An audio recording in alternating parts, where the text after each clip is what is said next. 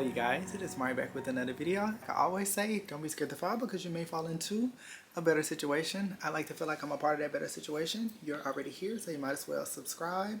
And without further ado, let's get into today's video. So today's conversation I actually been wanting to talk about for a very long time. I consider myself to be a twink, and I know this will be controversial for a lot of people, but for the most part, I consider myself a twink.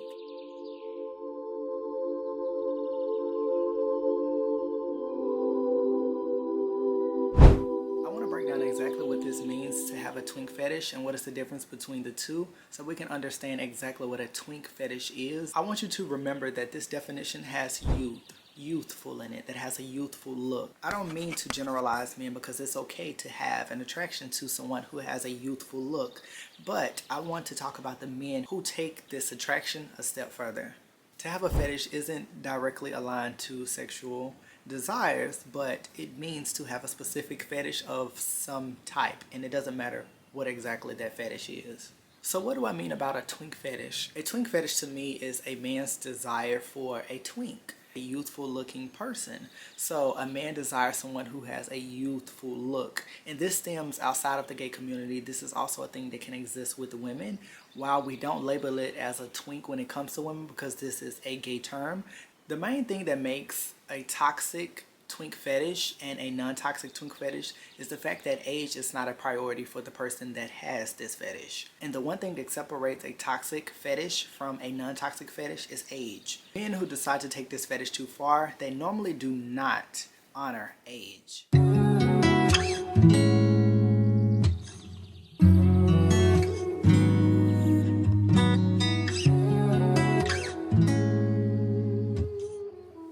Research for this video, I came across this topic about twink handlers, and I don't actually know how I feel about it, so I'm going to play the video and I'll react to it within the video, and I'll just give you my opinion on how I feel about this. I will tell you, I actually saw a video on this recently. So a demon twink I've never seen you with so much light behind your eyes, by the way. Oh, trust me, I'm ready. This is my moment. A demon twink is a twink that does not have a handler and has not had a handler for a while. A handler is a woman friend of a twink that takes care of them emotionally and makes sure they don't, like, you know, go off the rails or behave inappropriately. So every twink needs a handler, okay? So what that means is that they don't know how to act in public. Their interactions with men are purely based on like dating apps, and so all of their interactions are very transactional and they're very mean, except for towards people they're sexually attracted to. Whereas handlers are the people in their life who give them fun, social, platonic interactions that help them become more human. That's what my interpretation of a demon twink is. They don't have to be white also. It's 2024. Everyone can be annoying. It's 2024. Everyone can be annoying. I guess from my perspective of watching the video is someone that gives a twink person comfort. And a twink person is someone who is small and I guess not a stereotypical man when it comes to their build. A twink in most cases will cling to someone who gives them that comfort that will help this twink feel a bit more secure and a bit more safe. At the root of a demon twink is someone who has been objectified and has succumbed to the benefits of being a twink. And I feel like that is the creation of a demon twink, someone who has taken the desire of these men and used it to their benefit. I've experienced that pressure, feeling like I need to succumb to how I am desired by men. They idolize my youthfulness. They idolize my likeness to a child, even though I am an adult. So the other day I saw this TikTok where this guy was saying that every twink has a handler, and the handler is more often than not a pretty girl, and it's like the twink's best friend. They're pretty much always together. And whenever the handler is not with the twink, like if they part ways, like moving out of states, for example, the twink just goes off the rails and has the potential to turn into a demon twink, which, like, that's a whole other conversation. And I can't remember what his user was, so if you guys know, please feel free to tag him, but I had to really sit with this one for a minute and think on it. And I had the realization that he is so right, because my best friend, my handler, my literal other half, moved to Hawaii several years back, and pretty much almost immediately, like, I went off the rails. My life just became a train wreck. And then after that, she moved to South Carolina. Like, she had the audacity to not move home. Not the point. The handler's main purpose is to keep the twink in check, to keep the twink from doing crazy, irrational things. And since she left, I cannot be liable for anything that has happened between her leaving and today. Especially any crimes that I may have committed, which this is not a confession, I'm just saying, just putting that out there.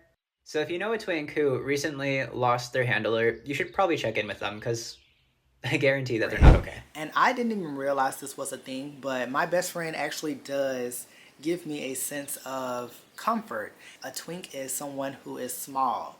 They have a disadvantage when it comes to men in the same ways that women do. Still men out here who desire your youthfulness and want to manipulate you in ways that you may not be aware of, which is, I guess, why handlers make sense. A man will treat you different when he has a fetish for you. It can sometimes blur the lines between what they see that man actually being versus what he actually is. First of all, I'm not little. I am 5 feet 11 inches. Secondly, this entire time that people say they like my voice, this is what y'all are thinking? That I'm a sexy black twink? A lot of people were assuming that he was a twink simply because of his voice. Now that I'm older, I'm actually seeing in real time how these men will prey on children in the same ways they try to prey on me now because they think that I'm a child. So a lot of people have been asking about angel twinks, which do exist. They're very rare. I'm gonna make a video on it because if I'm gonna make a video on the negative twinks, I should make a video about the positive twinks. Angel twinks are very rare. They're basically the opposite of everything that a demon twink is. So like, they're very kind to everyone. And by the way, you do not require a handler. All demon twinks don't have handlers, but all twinks without handlers aren't demon twinks. Now that we've cleared that up. So angel twinks are kind to everyone that crosses their path. They take in any dirty piece of pollution that washes up on their shores, and they will treat you like a person no matter who you are, unless you're like a terrible person like Hitler. Can't say that word. You get the idea. They're not transphobic. They're kind to everyone. They're not hostile towards other gay people. So the thing with demon twinks is, you know that group of gay people in your school? Demon twinks do not associate with them at all. They only associate with popular girls, and they're essentially the token gay friend.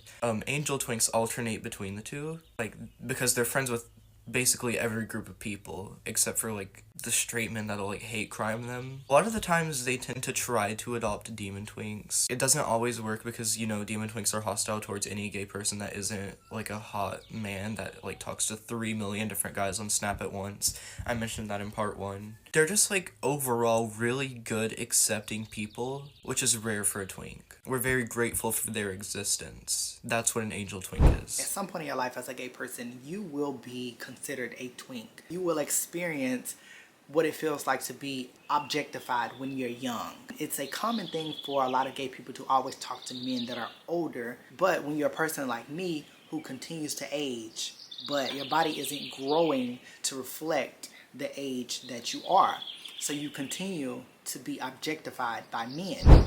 So I feel like at the root of a toxic twink fetish is a man who doesn't desire someone who is young, is a man who actually desires the characteristics of a child. And he doesn't even want to acknowledge or even accept the fact that he likes children. And I feel like these type of men, they really love the idea of molding someone into exactly who they want to be. And it's predatory behavior. I want to call it like it is because that's exactly what it is. These type of situations are way more common than a lot of you believe because a lot of gay people aren't speaking up on this, but I want to speak up on it, and a lot of gay people, a lot of gay twinks don't know that they're experiencing this.